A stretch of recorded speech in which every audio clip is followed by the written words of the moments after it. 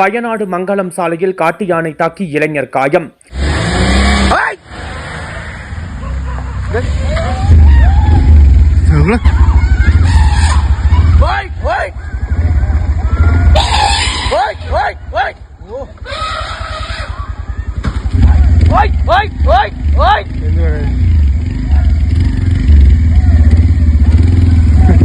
வயநாடு அருகே மங்களம் சாலையில் காட்டு யானை தாக்கியதில் தேவராஜ் வயது 32 என்ற இளைஞர் காயமடைந்தார். இன்று காலை அவரது கடைக்கு செல்லும் வழியில் வனப்பகுதியிலிருந்து திடீரென வெளியே வந்த காட்டு யானை அவரை துரத்தியது.